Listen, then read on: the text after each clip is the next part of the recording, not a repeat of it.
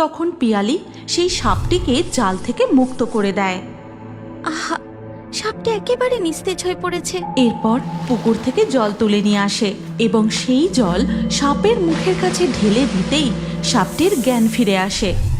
দেখো পিয়ালি, আমার বাবা টাকার লোভে জোর করে তোমার সঙ্গে আমার বিয়ে দিয়েছেন। তোমার মতো এই কালো কুৎসিত বউ আমার একেবারেই পছন্দ নয়। তাই তুমি এখন এই ঘর থেকে চলে যাও। সে কি? কোথায় যাব আমি? কোথায় থাকবো? আর পছন্দ যখন ছিল না, তাহলে আমাকে বিয়ে করলেন কেন? বাবা এখন অসুস্থ। তোমার সঙ্গে আমার বিয়েটাই নাকি তার শেষ ইচ্ছে। তাই বাবার মুখের ওপর আমি কোনো কথা বলতে পারিনি। রজত ও পিয়ালি যখন এমন কথোপকথনে ব্যস্ত, তখন রজতের বোন মিতা তাদের ঘরে ঢোকে। কি বৌদি, দাদার কাছ থেকে সব শুনেছো তো? তাহলে এখানে দাঁড়িয়ে আছো কেন? যাও যাও, এখান থেকে এক্ষুনি বেরিয়ে যাও। এই কথা শুনে পিয়ালি কাঁদতে কাঁদতে ঘর থেকে বেরিয়ে সোজা ঠাকুর ঘরে চলে যায়। হে মহাদেব, আমি ছোট থেকে তোমার পুজো করেছি, আমার সাথে এমন কেন হলো প্রভু? আমি কি ঠিকভাবে তোমার পুজো করতে পারিনি? বলো না প্রভু, বলো না, আমি কোন অপরাধে এমন শাস্তি পেলাম? শাস্তি তুমি কেন পাবে মা? শাস্তি তো পাচ্ছে আমার ছেলেটা। তুমি খুব ভালো করে জানতে ওই কালো কুৎসিত রূপের জন্য তোমার কোথাও বিয়ে হবে না। আর যেই সুযোগ পেয়েছো অমনি আমার সুন্দর ছেলের ঘাড়ে চেপে বসেছো। তখন মিতা ঠাকুর ঘরে ঢুকে বলে, এই যে কালো বউ, ঢং করে আর এখানে বসে বসে কাঁদতে হবে না। যাও, বাবা ডাকছে। এরপর পিয়ালি চোখ মুছতে মুছতে ঠাকুর ঘর থেকে বেরিয়ে শ্বশুর মশাইয়ের ঘরে যায়। বাবা, আমায় ডাকছিলেন? বলুন, কি বলবেন? এখন আপনার শরীর কেমন আছে বাবা? আমি ভালো নেই রে মা। ওরা সবাই ভাবছে আমি টাকার লোভে ছেলের সাথে তোর বিয়ে দিয়েছি। ওরা শুধু তোর এই কালো রূপটাই দেখছে মা। তোর ভেতরের মনটা কেউ দেখতে পাচ্ছে না। কিন্তু তুই বিশ্বাস কর মা, আমি তোর এই সহজ সরল সুন্দর মনটা দেখেই তোকে এই ঘরের বউ করে নিয়ে এসেছি। কিন্তু বাবা, আপনি এটা কেন করলেন? ওরা যে আমায় কোনো দিন মেনে নিতে পারবে না বাবা। আমি তোর শ্বশুর, তোকে আশীর্বাদ করছি মা। ওরা তোকে একদিন ঠিক চিনতে পারবে। ওরা ভালোবেসে তোর এই কালো রূপকেই গ্রহণ করবে মা। আমি আশীর্বাদ করছি। ঠিক সেই মুহূর্তে শাশুড়ি ঘরে ঢুকে তাদের কথা শুনতে পেয়ে বলেন, দেখেছো কেমন কুটনি বউ? শ্বশুরের কাছে এসেছে আমাদের নামে নালিশ করতে। হায় হায় হায়, পোড়া কপাল আমার! এ কেমন বউ ঘরে এসেছে গো! চুপ করো গিন্নি, ওকে এমন ভাবে বলো না। ও তোমাদের নামে কোনো নালিশ করতে আসেনি। তুমি আর ওর হয়ে বোঝাতে এসো না আমাকে। আমি নিজের কানে শুনেছি ও তোমার কাছে আমাদের নামে নিন্দে করছিল। চুপ করো গিন্নি, চুপ করো। মেয়েটাকে রেহাই দাও। এইভাবে কাঁদতে কাঁদতেই পিয়ালির শ্বশুর মশাই মারা যান।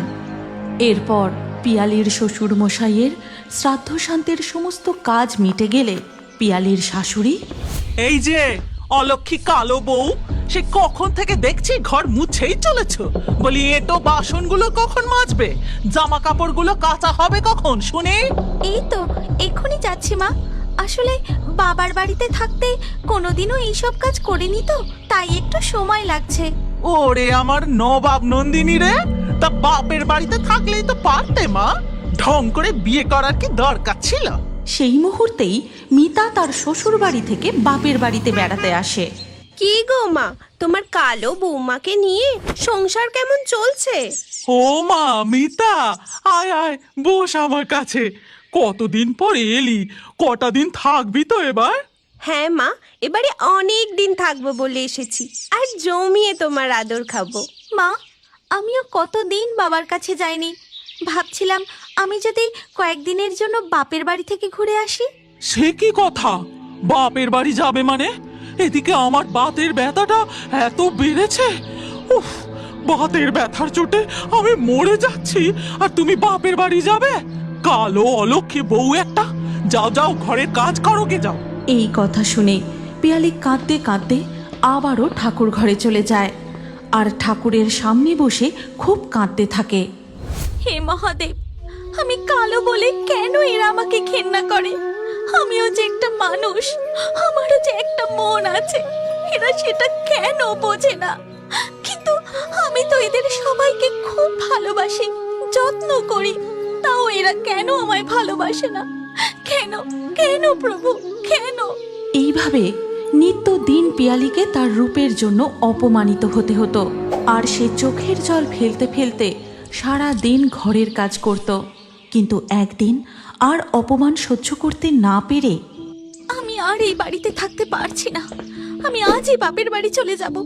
পথ চিনি না ঠিকই, কিন্তু যেভাবে হোক পৌঁছে যাব।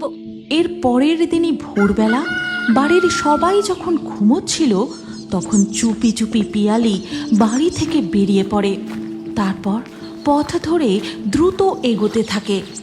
অচেনা পথে হাঁটতে হাঁটতে হঠাৎ সে একটা জঙ্গলে এসে পৌঁছায় আর দেখতে পায় এ কি, এই যে একটা সাপ জালের মধ্যে জড়িয়ে আটকে গেছে। আহা, কত জায়গায় কেটেও গেছে, রক্ত বেরোচ্ছে। আমি বরং ওকে জাল থেকে বের করে দিই। তখন পিয়ালি সেই সাপটিকে জাল থেকে মুক্ত করে দেয়। আহা, সাপটা একেবারে নিস্তেজ হয়ে পড়েছে। মনে হয় অনেকক্ষণ আটকে ছিল, হয়তো জল পিপাসা পেয়েছে। আমি ওই পাশের পুকুর থেকে ওর জন্য একটু জল নিয়ে আসি। এরপর পিয়ালি একটি কচু পাতায় করে পুকুর থেকে জল তুলে নিয়ে আসে এবং সেই জল সাপের মুখের কাছে ঢেলে দিতেই সাপটির জ্ঞান ফিরে আসে। মা পিয়ালি, আজ তুমি আমার প্রাণ বাঁচালে। কে আপনি? আপনি কি কোনো জাদুকর? আর আপনি এভাবে জালে আটকা পড়েছিলেন কি করে? না, আমি কোনো জাদুকর নই। তুমি প্রতিদিন যে দেবতার আরাধনা করো, আমি তারই এক সেবক। বিশেষ কাজে মর্তলোকে এসেছিলাম। কোনো শিকারী হয়তো তার শিকার ধরার উদ্দেশ্যে এই জাল বিছিয়েছিলেন। আমি বুঝতে না পেরে আটকা পড়েছিলাম। তবে তোমার সেবায় আমি তুষ্ট হয়েছি। আমি আশীর্বাদ করছি, তুমি চিরসুখী হও মা। কি করে সুখী হব প্রভু?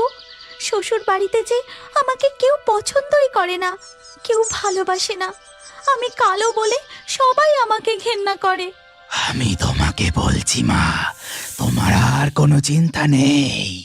যখন তারা তোমার আসল গুণের পরিচয় পাবে, তখন তারাই তোমার জয় জয়কার করবে। এবার তুমি বাড়ি ফিরে যাও মা, আর দেরি করো না। এরপর পিয়ালি নাগ দেবতাকে প্রণাম জানিয়ে বাড়ি ফিরে আসে।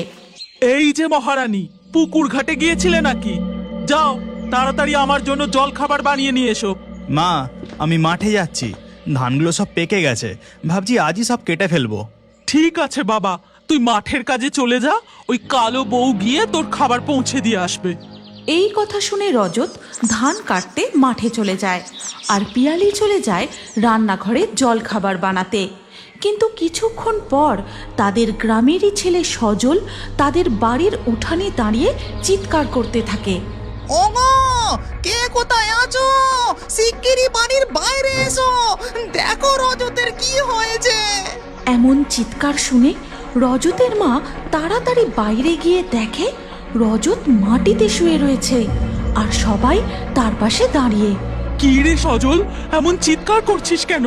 আমার রজতের কি হয়েছে? ওকে যে সাপে কেটেছে খুড়ি, তাই আমরা সবাই ওকে জাগিয়ে এখানে নিয়ে এলাম। ওরে আমারে কি সর্বনাশ হলো রে! তোরা দাঁড়িয়ে রইলি কেন? যা ডাক্তার ডাক, ওঝা ডাক। ওরে রজত রে, চোখ খোল বাবা। এই সমস্ত কিছু দেখে পিয়ালি ছুটে ঠাকুর ঘরে চলে যায়, আর সেখানে বসে খুব কাঁদতে থাকে। এ আমার কি সর্বনাশ হয়ে গেল মহাদেব! কেন এমন হলো? আমি কি অপরাধ করেছি? তুমি রক্ষা করো প্রভু, রক্ষা করো।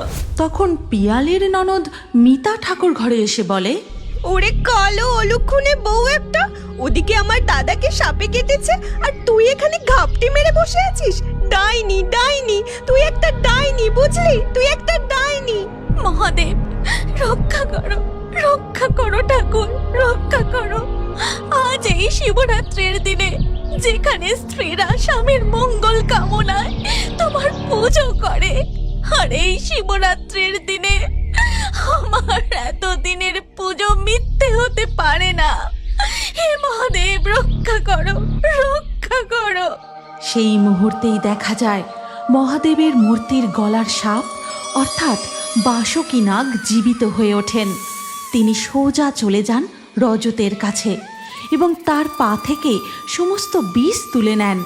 আর সাথে সাথেই রজতের জ্ঞান আসে। তখনই বাসুকী নাগও অদৃশ্য হয়ে যান। এ আমি কি দেখলাম? মা, মা তুমি জানো, স্বয়ং মহাদেবের গলা থেকে সাপ নেমে এসে দাদার পা থেকে বিষ তুলে নিল। দাদা সুস্থ হয়ে গেল। ধন্য তুমি বৌদি, ধন্য তোমার ভক্তি। আজ আমি তোমার পা ছুঁয়ে প্রণাম করব বৌদি, আমায় তুমি ক্ষমা করে দাও। এই কথা শোনার পর পিয়ালির শাশুড়ি ও স্বামী দুজনেই পিয়ালির কাছে ক্ষমা চায় এবং তাকে আপন করে নেয়। তারপর সেখানে উপস্থিত সবাই মিলে একসাথে বলে, জয় বাবা মহাদেবের জয়, জয় বাবা ভোলা মহেশ্বরের জয়, জয় বাবা মহাদেবের জয়। এই গল্পের পরবর্তী পর্ব যদি তোমরা দেখতে চাও তাহলে কমেন্টে নেক্সট পার্ট অবশ্যই লেখো। আর আমাদের ফেয়ারি টুনস বাংলা ফেসবুক পেজটি এক্ষুনি ফলো করে নাও। এই গল্পটি ভালো লাগলে লাইক দিয়ে শেয়ার করে দাও।